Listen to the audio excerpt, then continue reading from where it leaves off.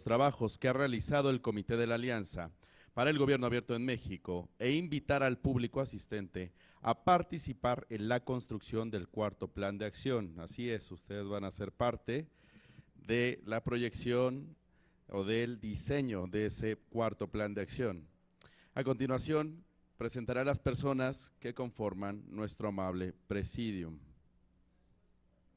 Maestra María José Montiel Cuatlayol, directora de Gobierno Abierto del INAI.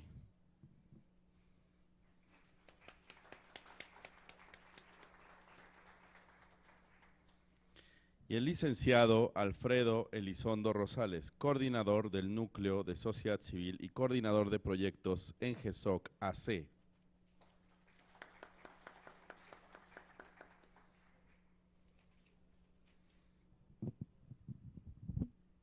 Si quiere tomar la palabra la maestra, vamos a agradecer. Sí, para iniciar les invito a que veamos un video que tenemos para ustedes. Si me ayudan, por favor, en cabina.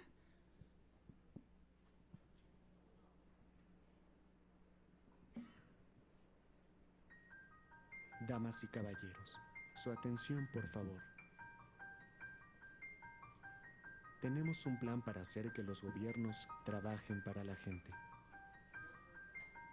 Apertura. Con tanto trabajo por hacer, educación de calidad, salud y seguridad, trabajos y oportunidades, combate a la corrupción. Debemos reconocer que las buenas ideas vienen de todos lados. Brasil, presupuestos abiertos. Los funcionarios publican los gastos en línea en 24 horas. La corrupción cae. La confianza en el gobierno aumenta.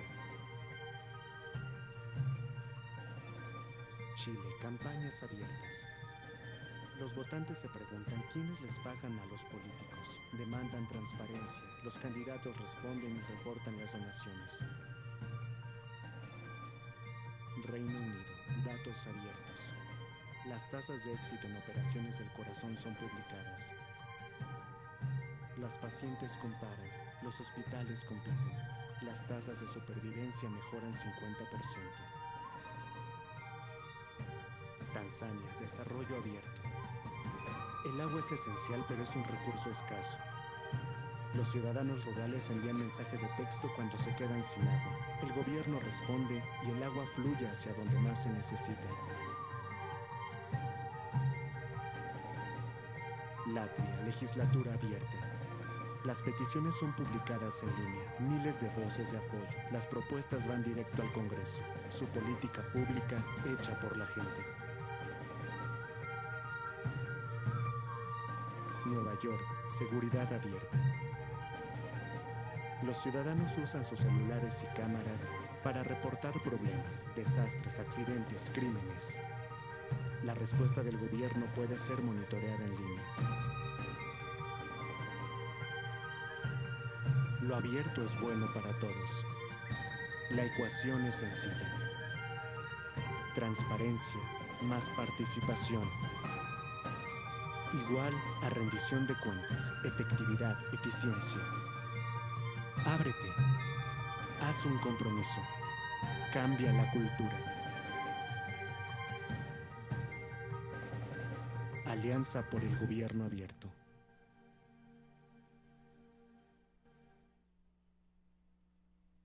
Quisimos abrir este foro, especialmente en la cumbre, para poder dialogar con ustedes y queremos sobre todo recoger sus inquietudes respecto del proceso de construcción del cuarto plan de acción. E iniciamos con este video para que ustedes se dieran cuenta de la manera en que la Alianza para el Gobierno Abierto a nivel internacional ha dispuesto sobre la participación de los países es diseñando, implementando y evaluando planes de acción. En la mesa previa, en el taller en el que estuvimos de Gobierno Abierto y Desarrollo Sostenible, el doctor Ramírez Alujas mencionaba que Gobierno Abierto no solamente es hacer planes de acción, y en eso estoy de acuerdo con él. Obviamente Gobierno Abierto no solo se debería de acotar a ello, pero ha sido uno de los mecanismos que como país nos hemos dispuesto, y es que por eso el día de hoy estamos aquí dos de las tres partes que conforman este comité coordinador de la Alianza para el Gobierno Abierto.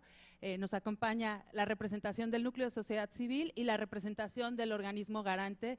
Desafortunadamente no tenemos la tercer pata que conforma este comité, que es el gobierno en representación de la Secretaría de la Función Pública, pero nuestro papel el día de hoy será platicarles qué ha pasado en los últimos años, desde 2011 que México forma parte de la Alianza, a la fecha, en dónde nos encontramos y el reto que tenemos para construir el nuevo plan de acción. Entonces, bueno, brevemente quiero recordar una de las láminas que ya el día de ayer el maestro Francisco Álvarez compartía con ustedes sobre la línea del tiempo de Haga en México. México fue uno de los países fundadores de esta alianza que inició con 8 países, hoy tenemos ya 79 países y 20 gobiernos subnacionales que la conforman. Y como mexicanos dijimos, bueno, ¿cómo vamos a instrumentar esta agenda en México? Y se creó el Secretariado Técnico Tripartita, con una representación del Gobierno de la República, del entonces IFAI, y de un grupo de organizaciones de sociedad civil muy pujantes que además en una primera etapa criticaron que la alianza en México no tuviera una representación de sociedad civil. Posteriormente hemos venido generando, implementando y evaluando los planes de acción. Tenemos ya a la fecha 3 planes. Incluso México fue sede de una de las cumbres globales de la Alianza. Como ustedes seguramente saben, en los próximos días, a finales de este mes, en Ottawa, en Canadá, se va a llevar a cabo la cumbre global de la Alianza para el Gobierno Abierto. Eso sucedió en México hace unos años, en el 2015, y tuvimos la fortuna de participar en ello. Recibimos personas, yo creo que 3,000 personas que vinieron de muchísimos países a dialogar sobre cómo le hacemos para romper barreras entre sociedad, entre gobierno y diseñar en conjunto compromisos que cambien la vida de las personas. En 2016, 2017 se da un impasse en la agenda a nivel nacional, por lo que ya se ha venido comentando en estos días, que es la denuncia a las organizaciones de la sociedad civil sobre presuntos casos de espionaje y de vigilancia ilegal. Y yo diría que, dada la desconfianza de quienes estaban sentados a la mesa, por un lado estábamos dialogando sobre cómo le hacemos para combatir temas como la obesidad infantil o la obesidad en el país, y por otro lado las personas que estaban abocados a defender esa agenda estaban siendo también vigilados. Eso no era como consistente con los principios que habíamos planteado dentro del secretariado. Y ahora, justo este año, con una nueva administración, aunque las pláticas las iniciamos el año pasado, desde febrero nos hemos venido reuniendo en lo que hoy hemos denominado el Comité Coordinador de la Alianza para el Gobierno Abierto. Pero, ¿qué hemos aprendido en estos últimos años? Yo tengo aquí las siguientes láminas, les voy a hablar sobre las lecciones que hemos identificado en este proceso, que ha sido un proceso arduo, pero que también ha tenido beneficios. Yo siempre he dicho que uno de los beneficios del gobierno abierto es que la función pública se da cuenta que no trabaja o no debería de trabajar en una línea recta y sin apoyo o acompañamiento de sociedad civil. Y gobierno abierto también es darnos cuenta que el gobierno no tiene el monopolio de las soluciones, que afuera de las instituciones públicas hay conocimiento colectivo que nos sirve mucho, nos debería de servir para el diseño y para la implementación de las políticas públicas. Y aunque esto parece algo, pues, que no es algo nuevo, de repente se nos olvida, ¿no? Como personas funcionarias públicas estamos muy abocados a nuestro día a día, y allá afuera hay personas que tienen buenas ideas y que deberían de estar colaborando con nosotros para el diseño de estas políticas. Eso pasó en un inicio. Les decía que cuando se generó la Alianza para el Gobierno Abierto, las instituciones, 8 organizaciones de sociedad civil denunciaron que la agenda la estuviera encabezando el gobierno federal con el IFAI, pero de una manera, podría decirse, unilateral. Entonces, lo que se exigió fue que el plan de acción justamente incluyera las demandas de sociedad civil. En ese entonces yo diría que se incluyeron en la agenda temas que parecerían la obligación del gobierno, pero que dada la coyuntura y que no se estaba cumpliendo, pues se tenían que poner en la agenda del secretariado técnico. ¿A qué me refiero? Se pedía transparentar obligaciones que después se convirtieron en obligaciones de transparencia dentro de nuestra ley general. Se pedía abrir información sobre padrones de beneficiarios, digamos que fue una lucha que las organizaciones de sociedad civil aprovecharon el marco de la alianza para poner en la mesa estos temas. ¿Qué recogimos en esta primera etapa? Bueno, creamos un secretariado técnico tripartita y eso fue una innovación a nivel internacional. Muchos países reconocieron que México supo coordinarse en estas tres partes y llegar a un instrumento y un mecanismo funcional, eficaz y que además abría la puerta de las organizaciones, abría la puerta de las instituciones públicas a las organizaciones, ¿no? Otro de los aprendizajes de esa primera etapa era que las reuniones que teníamos al inicio parecían como que los funcionarios no estaban acostumbrados a dialogar de manera directa con los ciudadanos y viceversa. La ciudadanía tampoco estaba realmente habituada a entrar a las instituciones públicas. Eso nos dio el primer plan de acción y el plan de acción ampliado. En la segunda etapa, que fue en nuestro segundo plan de acción, digamos que ya traíamos la inercia de este diseño de compromisos. Y otra de las innovaciones que México dio a nivel internacional, o por lo menos a la comunidad de práctica en la materia, fue el monitoreo y seguimiento de estos compromisos. Y nos dispusimos para ello de un tablero de seguimiento que estaba público en internet, ustedes lo pueden ver aún, tenemos la página de Gobierno Abierto, para que se fuera monitoreando y rastreando cómo cada uno de los compromisos lograba su cumplimiento. ¿Y qué nos pasó? Que llegamos al fin del Plan de Acción 2013-2015 con un hermoso tablero en semáforo en verde, 26 compromisos cumplidos a 100%. ¿Y eso qué significa? Y hubo también queja de las organizaciones porque no necesariamente se habían cubierto todas las expectativas. Tal vez habíamos avanzado en reunirnos las 20 veces que dijimos que nos íbamos a reunir, pero eso cómo impacta en la vida de las personas. Y entonces como secretariado hicimos una reflexión sobre los temas que deberían de incluirse en el siguiente plan. Dijimos, vamos a acotar la agenda porque para ese entonces había 26 compromisos cubiertos en el segundo plan, me parece que teníamos alrededor de 20 compromisos anteriormente, entonces ya traíamos una lista de temas que según esto como comité, bueno, como secretariado habíamos cubierto, sin embargo, pues mucha gente no sabía que era Gobierno Abierto. Y es ahí, en el 2015, cuando el INAI trata de adoptar esta agenda y llevarla a lo local. Pero a nivel nacional dijimos, bueno, vamos a diseñar compromisos que tengan que ver con problemas públicos claramente identificados. Y esta última etapa, digamos, previa a donde nos encontramos hoy, que fue el plan de acción, si me ayudan en la cabina con la siguiente lámina, muchas gracias. No, la anterior, por favor. Ahí. Dijimos, bueno, estos temas parece que se están quedando en un grupo de personas muy especializadas, gente que sabe de temas de transparencia, organizaciones dedicadas a la defensa del derecho de acceso a la información, pero que no necesariamente estaban convocando a otras organizaciones de corte mucho más comunitario o con una perspectiva de temas como género, temas como el medio ambiente, la defensa de los derechos humanos. Y entonces en este plan de acción de 2016 a 2018 nos dispusimos de una nueva metodología. Dijimos, vamos a abrirlo a más participación, también a otros poderes, fue algo que intentamos hacer, invitar al poder legislativo y judicial a nivel federal y tratar de ir co-creando de la mano, digamos, ir de más a menos, tratar de ir identificando cuáles eran estos problemas públicos susceptibles de resolverse en el marco del secretariado.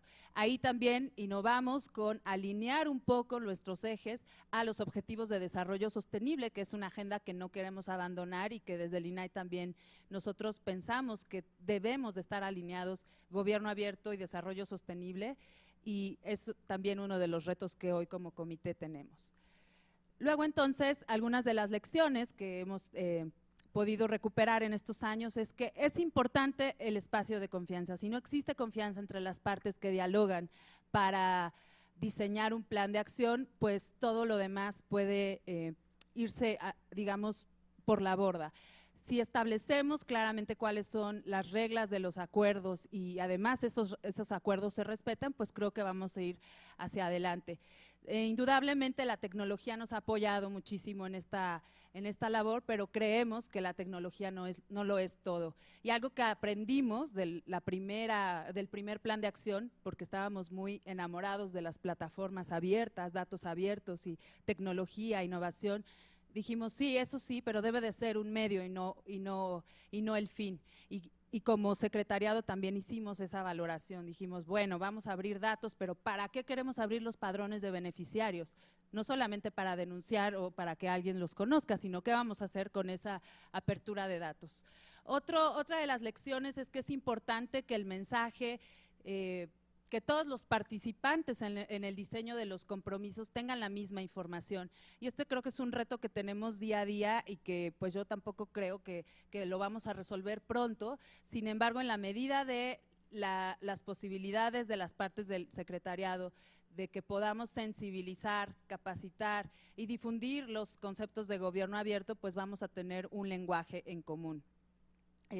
Otra de las lecciones es que si bien hay diferentes tipos de organización de la sociedad civil, debemos aprovechar ya el conocimiento acumulado. Hay organizaciones expertas y que llevan años trabajando con temas que a lo mejor a nosotros nos parece nuevo.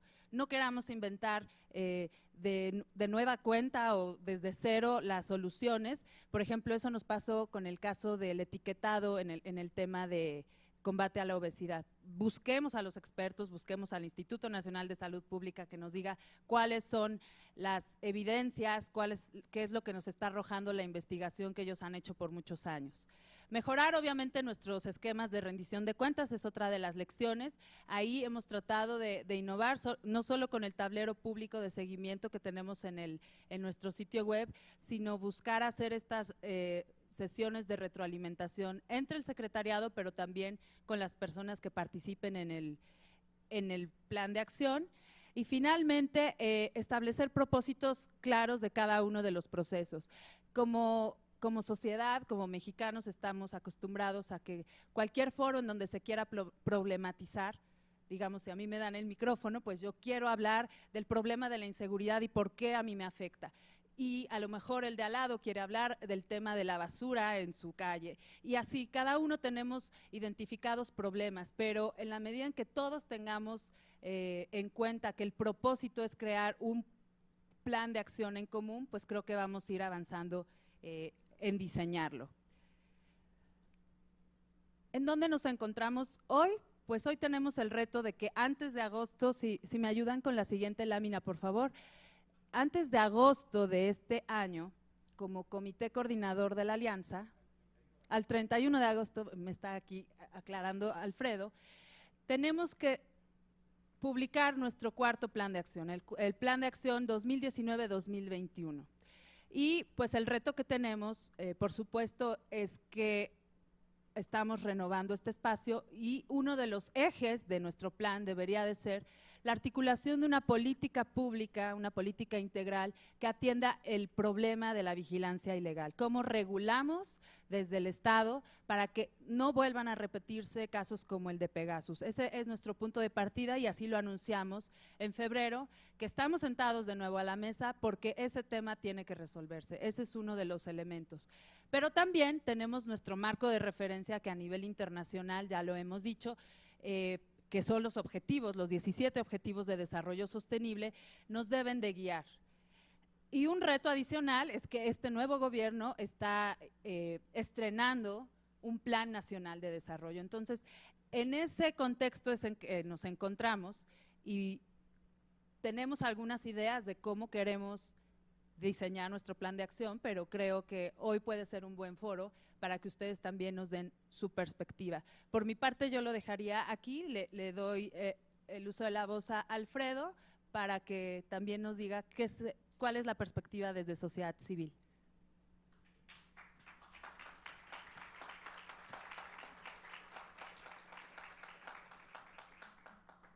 Gracias, María José. Muchas gracias a todos los que nos acompañan el día de hoy. Como decía Majo, buena parte de lo que nos convoca en este foro es un poco exponer cuál ha sido el trayecto de los planes de acción a nivel federal y también poder tener de su parte un poco de retroalimentación sobre cómo estamos construyendo el proceso de construcción del propio plan de acción, del cuarto plan de acción y hacia dónde podríamos avanzar. Sin embargo, antes de meterme un poco más en lo que ya hemos tratado de definir conjuntamente entre las tres partes, me gustaría mencionar algunas lecciones adicionales que me parecen relevantes.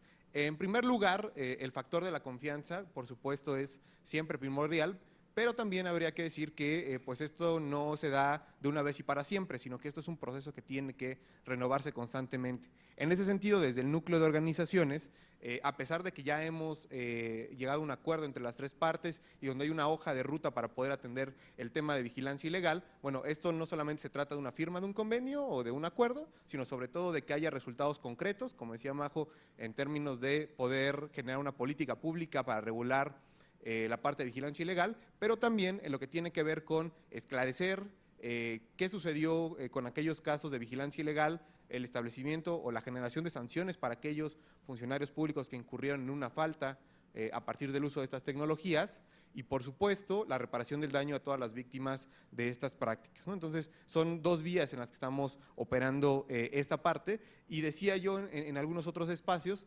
que por supuesto, nos interesaría que en términos de esta problemática, porque sabemos que no es algo que solamente ocurre en el ámbito federal, sino que incluso hay casos de estados de la República donde algunos gobernantes han utilizado este tipo de tecnologías para hacer este mismo tipo de prácticas, como el caso de Puebla, por ejemplo, en el periodo de Moreno Valle, bueno, que se pueda replicar ese tipo de dinámica para que también en las entidades federativas donde algunos gobernantes hacen uso de ese tipo de herramientas o puedan tener la tentación de hacerlo, pues se les quiten esas ganas, ¿no?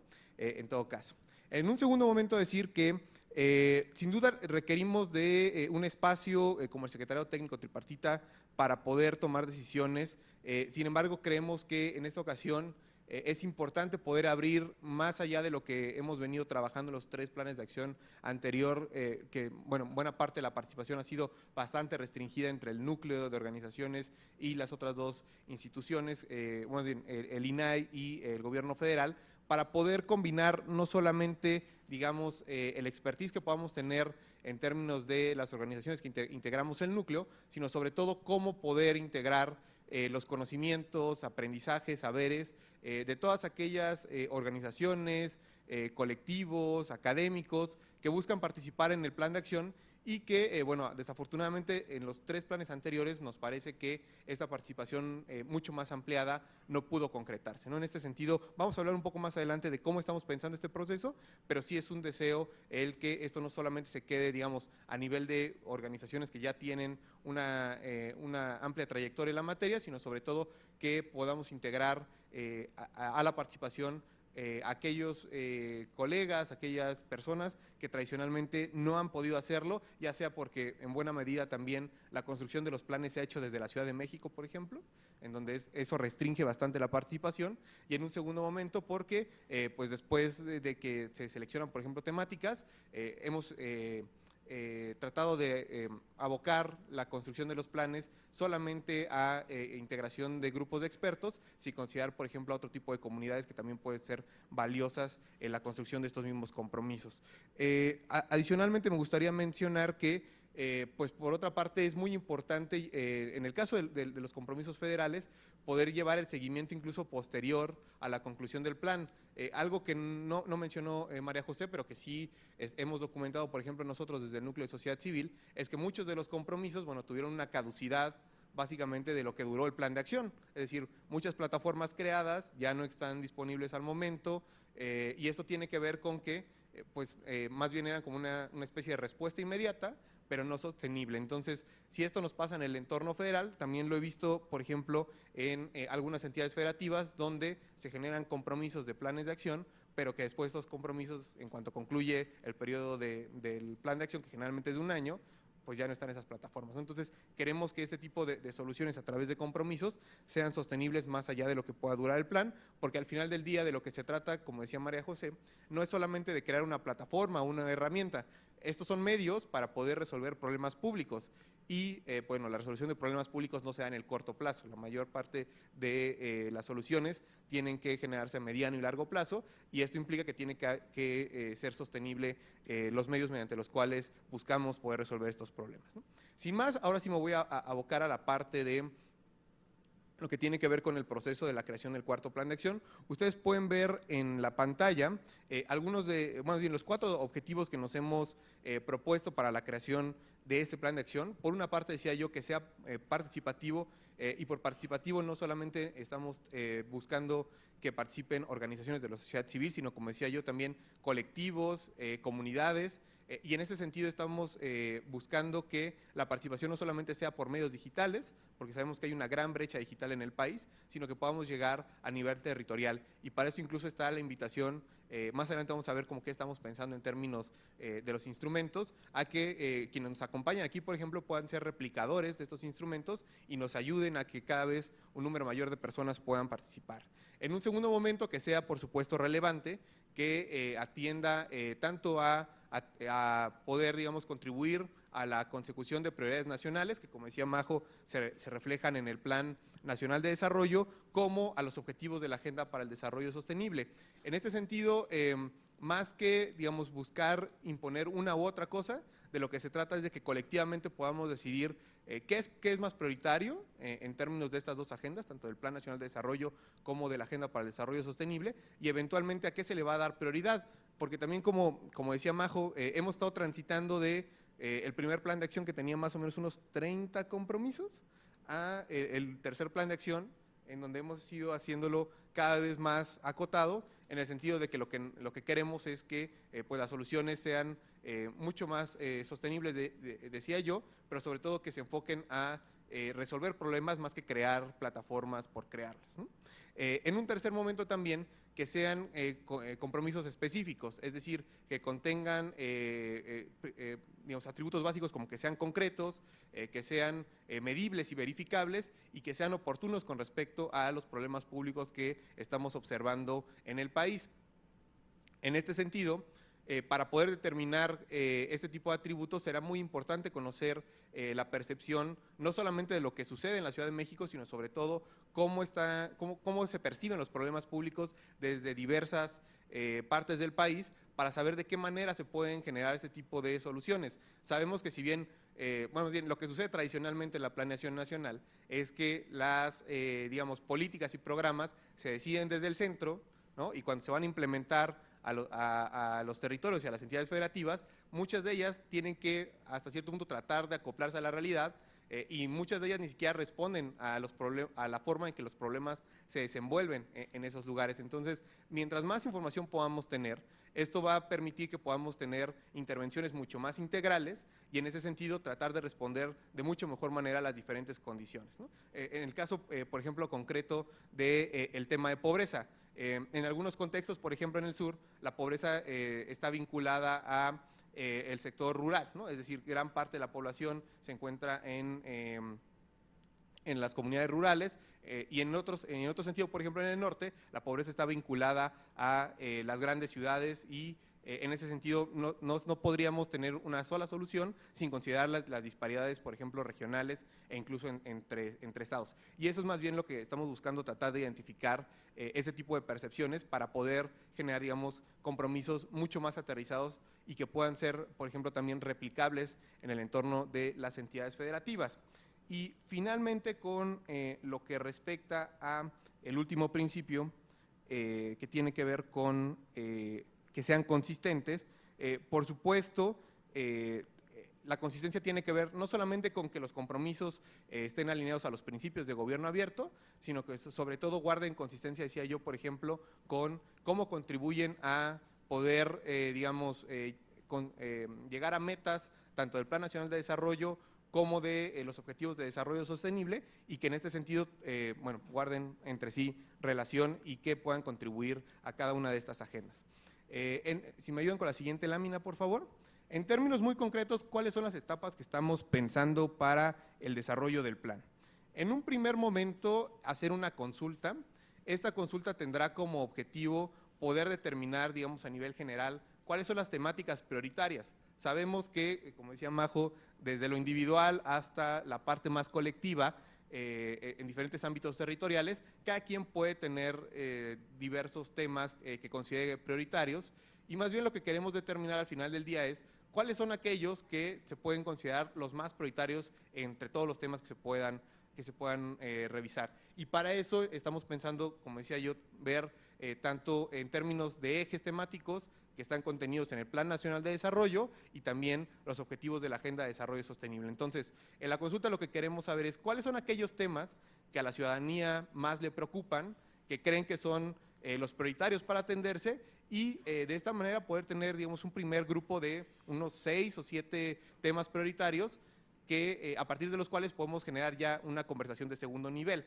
Esta segunda conversación tiene que ver en, una vez que priorizamos estos temas, bueno, podemos tener el tema de salud, pero con respecto a salud, ¿qué es lo que queremos atender, ¿no? Queremos atender, por ejemplo, la parte de enfermedades crónico-degenerativas, queremos atender la cobertura universal, ¿no? Entonces, habrá que ir determinando en un segundo momento cuáles son los problemas que consideramos prioritarios dentro de cada una de esas temáticas. Una vez que determinemos las problemáticas que sean las prioritarias dentro de esos temas, pasaríamos a la construcción en concreto de cuáles son las alternativas de solución para esas problemáticas.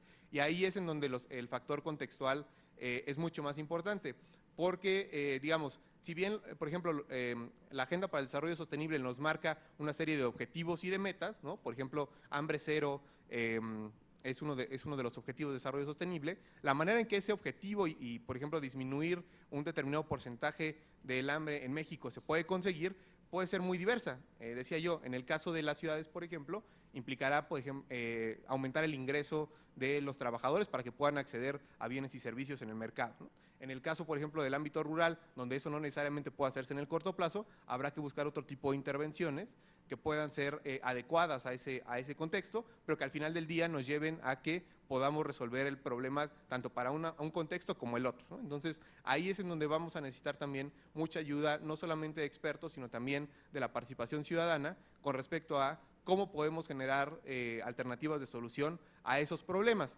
Y finalmente, bueno, no finalmente, más bien, tenemos que diseñar las hojas de ruta, lo que se denomina los programas de trabajo de cada uno de los planes, de cada uno de los compromisos, para poder determinar actividad por actividad, responsables, tiempos, de qué manera se va a ejecutar el compromiso, y que esto nos permita tener un marco para hacer la revisión de cómo van los compromisos. Muchos de los que veo por acá son conocidos de las entidades federativas que han generado planes de acción y que estarán un poco familiarizados en cómo se hace esto, pero para quien no tiene en mente cómo están articulados estos programas de trabajo, bueno, básicamente lo que hacemos es describir tanto qué tipo de actividades queremos realizar, como qué tipo de productos, en el sentido de generar digamos, bienes o servicios particulares, y cuáles son los resultados de mediano y largo plazo que queremos obtener.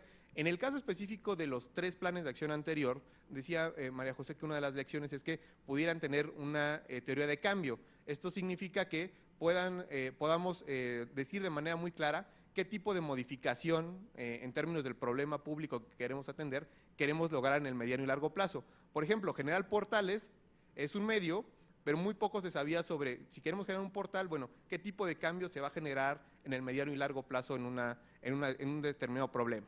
Generar un portal, por ejemplo, como el de padrones de beneficiarios, al final del día, ¿qué tipo de comportamiento queríamos modificar? Queríamos hacer que los funcionarios públicos integraran toda la información de los padrones. Queríamos saber, por ejemplo, datos sociodemográficos mucho más precisos de los beneficiarios. Queríamos saber, por ejemplo, las duplicidades de eso, pero ¿eso a qué nos llevaba? ¿Cómo mejorábamos la política pública? Y en última instancia, ¿cómo esto tenía resultados concretos sobre las disminuciones de brechas de pobreza? Entonces, digamos, Lo que estamos tratando de hacer es que lo que creemos sea sostenible más allá de, decía yo, lo que se puede hacer en la implementación de un periodo de 2 años, sino que esto pueda continuar en el mediano y largo plazo y que por supuesto se vea reflejado tanto, por ejemplo, en avanzar en las metas del Plan Nacional de Desarrollo, pero también en cómo esto se puede ver reflejado en avanzar en las metas que tienen que ver con la Agenda para el Desarrollo Sostenible. Y finalmente, una vez que ya tengamos esta construcción, la idea es poder tener una retroalimentación ciudadana sobre cómo observan el plan, hasta cierto punto tener las opiniones de quienes estuvieron participando y quienes quizá no participaron en el proceso de construcción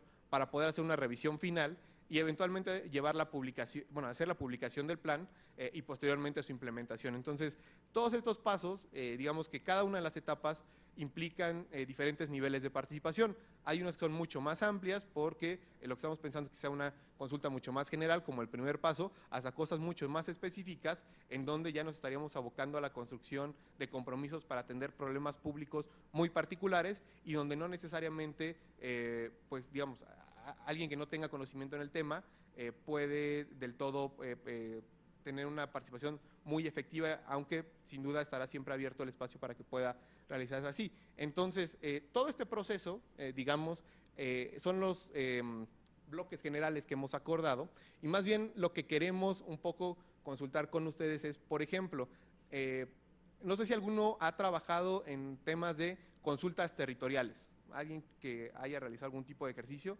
es decir, con comunidades, por acá. Si nos pudieras describir un poco qué te ha servido para poder consultar a poblaciones que no necesariamente, por ejemplo, tienen acceso a medios tecnológicos. Me voy a parar. Hola, soy Isabel y justamente durante el año pasado estuve trabajando en ejercicios municipales de gobierno abierto en Chile. Y lo que hacía, porque trabajaba en municipalidades de bajos ingresos, pero en la zona conurbada, lo que hicimos fue contratar, bueno, hicimos dos cosas. La primera fue, contratamos una empresa que tenía como unas pantallas que podíamos instalar en plazas públicas para que ahí las personas pudieran votar. Hicimos como una consulta ciudadana, pero ayudados de estas como mega pantallas. El tema es que también tenía que haber ahí personas que les indicaran cómo utilizar la pantalla. Entonces, fue un buen ejercicio, era una comunidad como de 200,000 personas y tuvimos como 50,000 participaciones. Bueno, 200,000 adultos y participan como 50,000 en este proceso.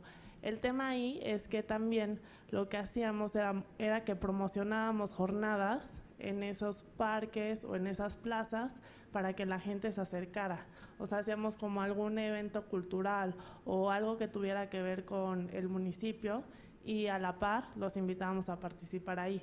Y esa era la manera en la que los captábamos porque era un poco complicado.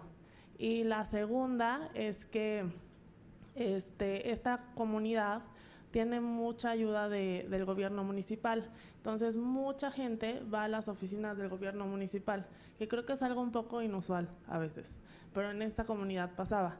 Entonces, lo que hicimos fue que pusimos urnas en estas oficinas de atención a personal y pues lo que hicimos fue que con voluntarios nos acercábamos a las personas que estaban esperando en la fila literalmente y le decíamos, oiga, ¿por qué en lo que espera no contesta este cuestionario? Pero claramente era mucho más limitado porque las preguntas tenían que ser más cortas, o se implicaba que escribieran, etcétera. Pero bueno, estos dos mecanismos nos funcionaron bastante bien y al final tuvimos muy buen input de la comunidad. Muy bien, muchas gracias. Entonces, es un ejercicio que combina herramientas tecnológicas y también, digamos, participación que no tiene que ver con esto, ¿no? ¿Alguna otra experiencia que nos quisieran compartir? Por acá atrás hay 2 o 3 manos, si nos pudieran ayudar con el micrófono.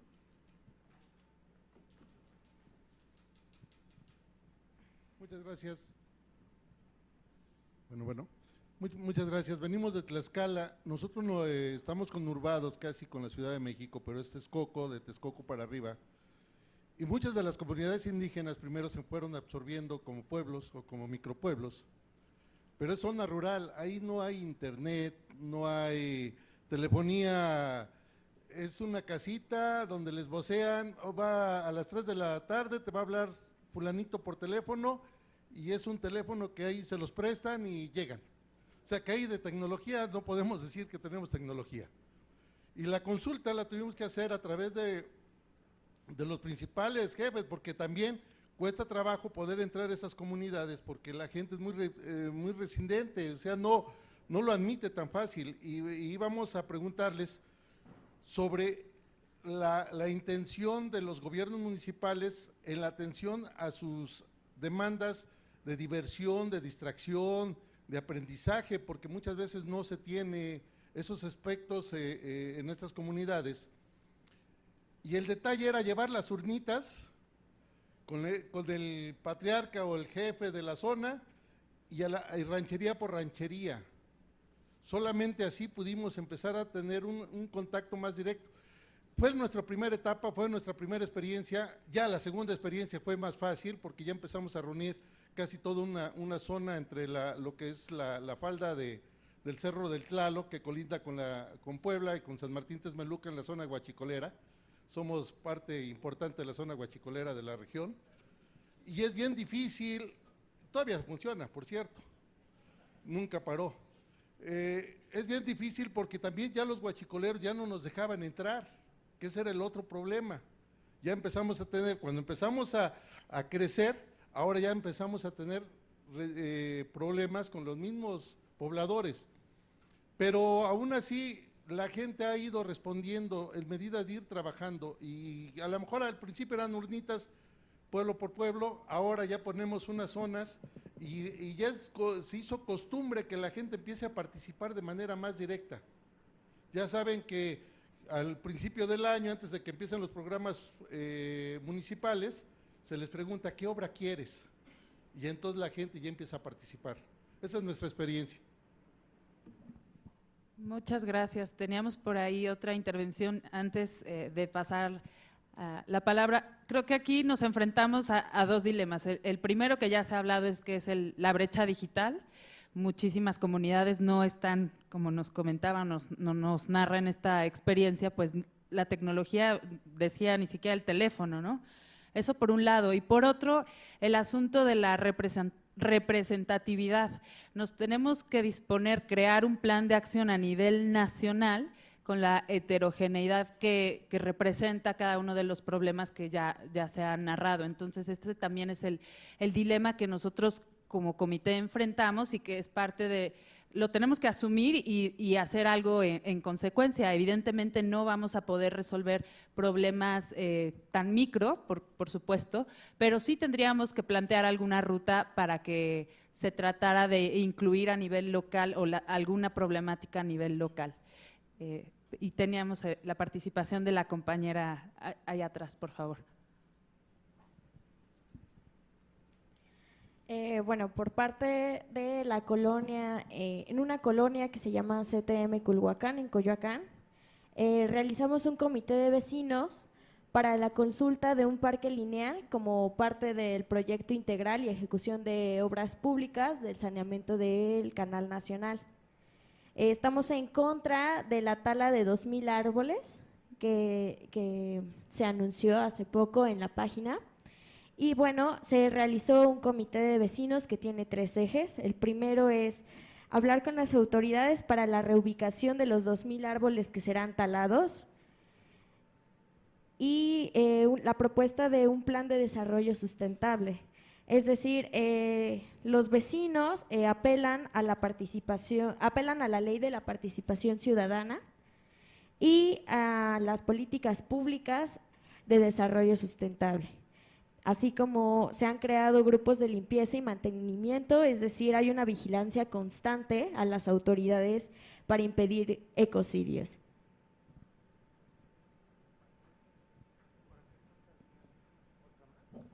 De este lado, por favor. Buenas tardes.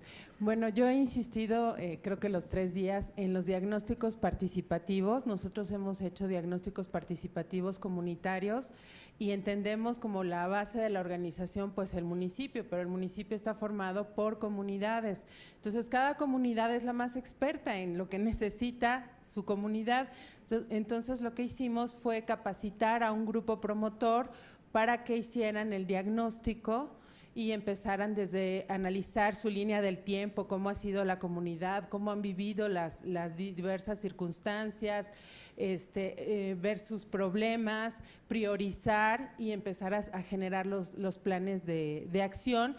Y en las consultas que hicieron, en entrevistas semiestructuradas, surgieron inquietudes que ellos no esperaban. Ellos como que ya pensaban cuál iba a ser la respuesta de la comunidad y hubo sorpresas ya al analizar, al hacer la consulta con los mismos vecinos. Entonces, lo que yo quisiera aportar es que como la estrategia podría ser desde los mínimos núcleos, poco a poco, y de ahí, pues, como esto lo estamos trabajando con varias comunidades del municipio, pues también nos van brincando problemas comunes y soluciones también comunes o alternativas de solución. Es un poco difícil, pero sí es importante si va emergiendo desde la misma comunidad. Ahí pudiera ser algo.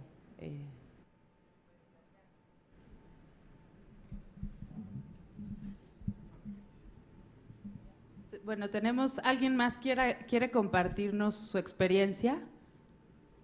¿Sí?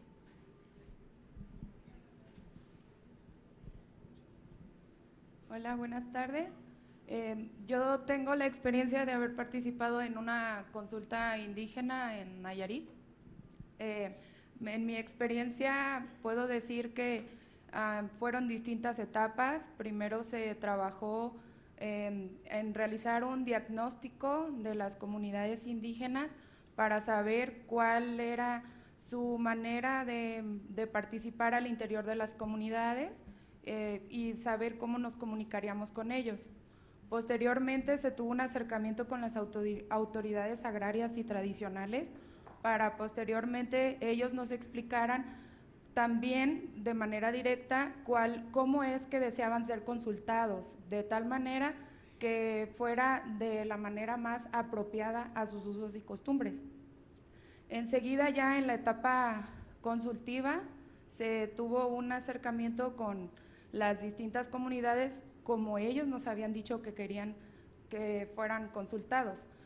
Por ejemplo, primero se les convocaba, muy poco utilizaban los medios escritos, por lo tanto se utilizó los mecanismos de perifoneo en su lengua y en español. Y dependiendo de la población, si era población birrárica o también eran nayeri, entonces el perifoneo para hacer las convocatorias se hacía en español y en sus otras 2 lenguas. Y así posteriormente se convocaba a toda la población a la reunión y en la reunión se les explicaba ya de qué se trataba el proyecto que se iba a emprender, pero siempre tratando de explicar de la manera más clara y posible que nos fuera, porque ellos pues no entendían muchos tecnicismos, por ejemplo.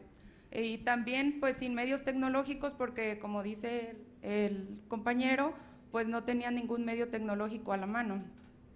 Y posteriormente pues ya al final se les dejaba una documentación de toda la información que requerían y también a su vez los datos de cuándo íbamos a regresar para que ellos pudieran analizar toda la información, platicar, dialogar entre ellos al interior de la comunidad y enseguida ya regresaban las autoridades para escuchar todas las inquietudes y ya posteriormente se hacía una nueva reunión para que ya deliberaran ellos y decidieran si estaban a favor o en contra del proyecto. Posteriormente que se terminó la etapa consultiva, a través de una asociación civil se realizó un plan de desarrollo donde ya se conjugaron todas las acciones que las comunidades indígenas decidieron. Muchas gracias. Algo que quisiera destacar de estas dos últimas participaciones es la importancia de comunicar el proceso y de documentar el proceso. Eso es algo que también hemos aprendido, porque obviamente pues la consulta se abre para poder recopilar aquellas inquietudes o tratar de ubicar cuáles son las prioridades desde el punto de vista de los participantes, pero evidentemente no todas pueden formar parte del plan o de la hoja de ruta. Como mencionaba, pues sí, hay un diagnóstico participativo, pero una vez que tenemos ese diagnóstico, ¿cómo vamos a ir pues priorizando, discriminando? Evidentemente hay cosas que no van a quedar dentro y me parece muy atinado lo que nos comparte la compañera de ir acompañando en el proceso y explicando a los participantes el propósito de cada etapa. Y bueno, ahora queremos hacer con ustedes un ejercicio, aprovechando eso sí la tecnología, porque creo que si no sería un poquito más complicado. Les queremos invitar a que aquellos que tienen acceso a internet desde su dispositivo móvil entren a la página de esta aplicación que se llama Kahoot. Busquen Kahoot en Google, kahoot.it, y vamos a hacer un primer sondeo de cómo se verían, cuáles serían nuestros temas prioritarios para incluir en el cuarto plan de acción. Hemos diseñado una especie de encuestita para ver qué opina la gente que se encuentra el día de hoy con nosotros sobre cuáles son los temas que deberíamos de incluir en el cuarto plan. Entonces, una vez que estén en la página de Kahoot, tienen que ingresar ese número que aparece en la pantalla, que es nuestro código del juego, para iniciar. Y les pido ahora a los compañeros que están en cabina que esperemos para que haya más jugadores y una vez que tengamos a un suficiente número podamos iniciar con la encuesta. Sí, es KAHOOT.IT, así lo pueden buscar en Google.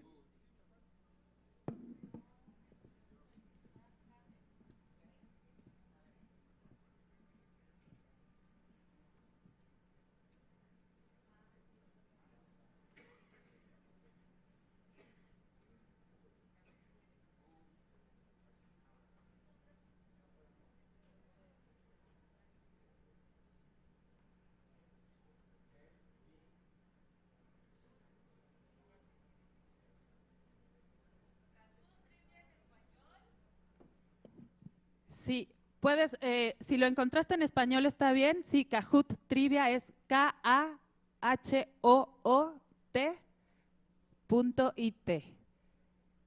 Y ahí sí tienes que ingresar el siguiente número, 335428.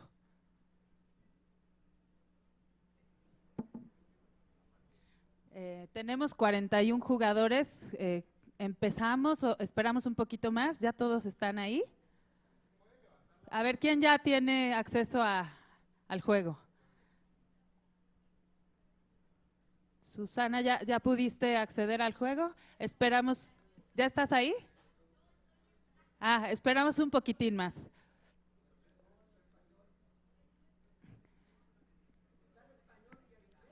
Sí, bueno, la versión que tenemos ahora en pantalla está en inglés. Si encontraron una versión en español, nada más asegúrense que sí sea la… Mira, ahí ya está Ernesto, hombres 20, Ilse, Leti, Isasangu, Enrique, Rafa Lot de Oaxaca, Denise. Ya tenemos 57 jugadores, 61, creo que ya podríamos iniciar. Entonces, si me ayudan desde la cabina a darle comenzar. No, esperen un momentito, por favor. El número, lo repito para quienes no lo pueden ver en la pantalla, es 335428.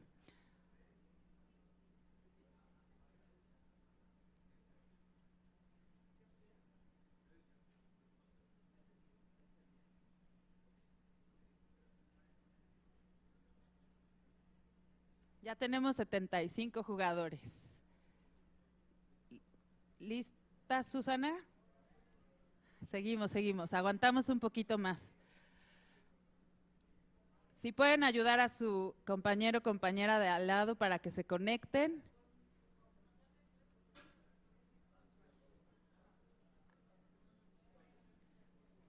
Y bueno, un poco el propósito de este juego es tratar de justamente ver cómo dentro de un grupo hay diversas opiniones y a lo mejor tenemos resultados que no esperábamos y luego la dificultad de ir ajustando esas expectativas.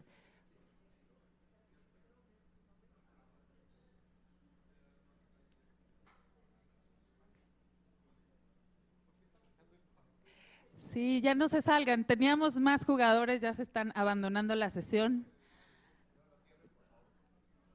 Bueno, creo que vamos a iniciar. Es una demostración, es muy sencilla, pero entonces,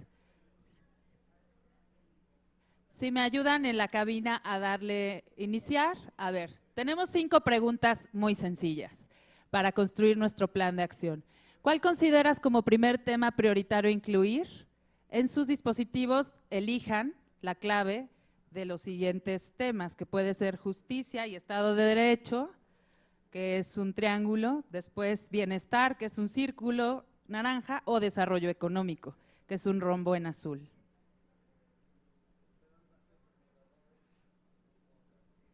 Y les va a aparecer una pantalla que estamos esperando a que todos los jugadores respondan. Tenemos 60 segundos para que todos respondan, ya llevamos 77 respuestas.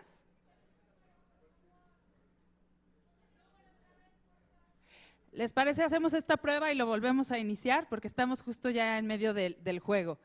Hacemos esta primera prueba y regresamos. A ver, tenemos ya 9 segundos, vamos a ver qué resultado arroja.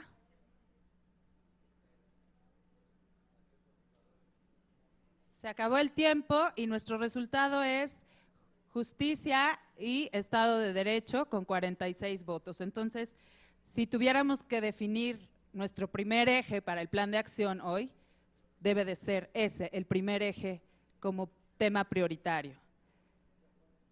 Nos vamos al siguiente. Y la segunda pregunta es, ahora, ¿cuál sería el segundo tema de importancia para ti para incluir en el plan? Con las mismas opciones. El triángulo en justicia y Estado de Derecho, el círculo para bienestar y el rombo en desarrollo económico.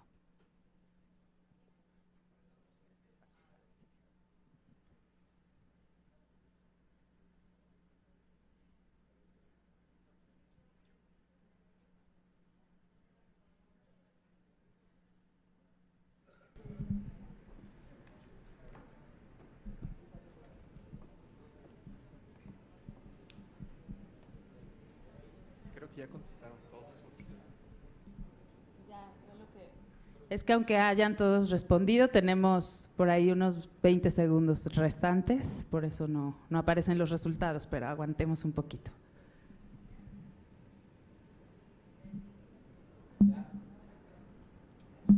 Entonces, como segundo eje… Sería el tema de bienestar, el que se estaría abordando, y hay una tercera pregunta, si no mal recuerdo, o… ¿Hay otras dos? Ok. Nos vamos a la siguiente, por favor. Ahora, dentro del tema de justicia y Estado de Derecho hay que seleccionar un subtema. Las opciones son corrupción e impunidad, es un triángulo, paz y seguridad, un rombo, el círculo es justicia para todos y el cuadrado es migración.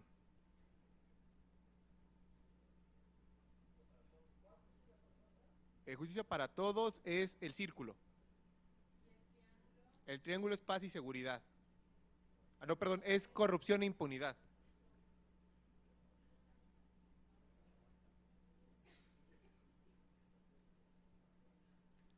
Bastante rápido, ya estamos mejorando. Entonces sería el subtema seleccionado de justicia y Estado de Derecho, corrupción e impunidad, ¿no? Pasamos al siguiente, por favor. Ahora, dentro del tema de bienestar están los siguientes subtemas. El triángulo es educación, el rombo es acceso universal a salud, el círculo es combate al hambre y la desnutrición, y el cuadrado es acceso universal, pero no alcanzo a ver de qué. Si los ayudan en la cabina nada más para poder tener certeza de qué es. Debe ser acceso universal a algo más. No, no aparece. Bueno, el principal salió acceso a la educación, ¿no? Como segundo subtema para este tema. ¿Perdón? Ya terminó el tiempo de la encuesta, pero vamos al siguiente eje. Si podemos pasar al siguiente, por favor. Ahora, del tema de desarrollo económico también habría que seleccionar un subtema. El triángulo es igualdad de oportunidades. El rombo es red de comunicación. Bueno, no, es que no alcanzo a leer muy bien.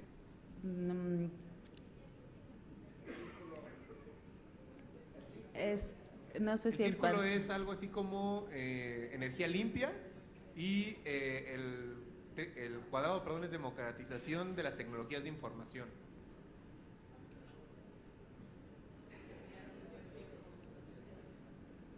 Ok. Y bueno, el primero es igualdad de oportunidades, si no mal recuerdo. El triángulo, en general casi todas salieron la primera opción, parece. Entonces, digamos que este es como un modelo que podríamos utilizar siempre y cuando no tengamos el inconveniente de la pantalla como ahora, pero que nos permitiría ir delimitando los temas de manera prioritaria. Un poco es que a partir de esta selección de temas, después vayamos avanzando en un segundo momento cómo atendemos estas problemáticas, decía yo, a través de espacios tanto para poder conversar con expertos, pero también con aquellas comunidades que sufren este problema y que tradicionalmente están excluidas de la toma de decisiones, y que esto nos permita ir definiendo de manera más clara cuáles van a ser aquellas actividades para poder atender estos problemas en particular y finalmente generar los compromisos.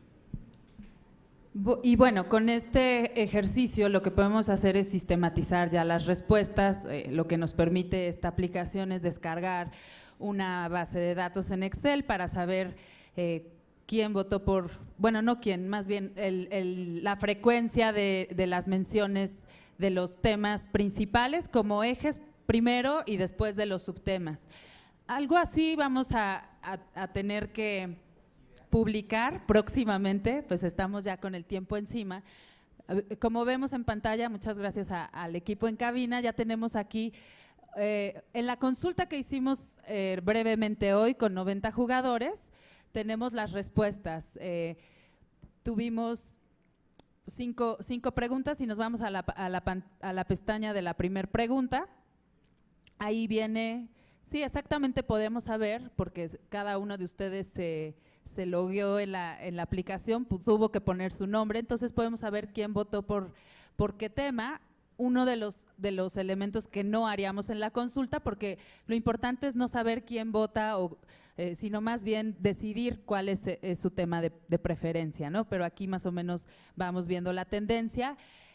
Próximamente, y más bien esta también es una invitación que hacemos desde el Comité Coordinador de AGA, que estén muy pendientes de los canales en donde vamos a publicar esta consulta. Como decía Alfredo, sin duda uno de los retos es cómo llegamos a nivel territorial para que personas que están ajenas a esta agenda puedan darnos sus puntos de vista, porque pues finalmente todos padecemos de los problemas públicos que existen, ¿no?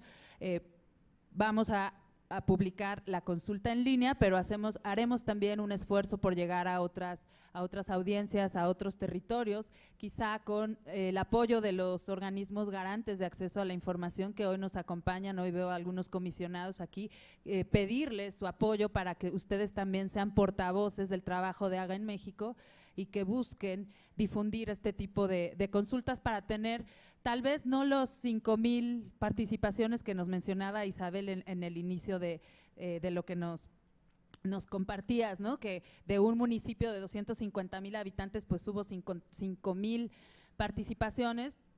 Nuestra ambición es pues que llegue a más personas, por eso les pedimos que no se despeguen, que estén atentos de lo que está sucediendo en AGA y que nos den sus insumos de cuáles son los ejes que debemos de incorporar dentro de este plan de acción. Y por supuesto también recalcar la invitación a los colegas de sociedad civil, a organizaciones, académicos que quieran ayudarnos en poder replicar la consulta a nivel territorial. Bueno, tenemos ya la base de datos de todos los que se inscribieron para esta cumbre, seguramente les haremos la invitación y pues bueno, quienes quieran acompañarnos en poder ayudar a difundir este proceso, sería muy bueno para poder tener un alcance mucho mayor.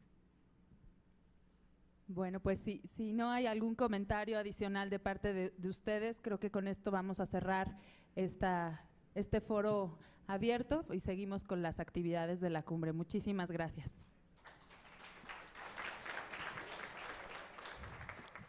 Les agradecemos su presencia y los invitamos y las invitamos a participar en el siguiente panel Foro Abierto 2 a las 4 de la tarde. Buen provecho.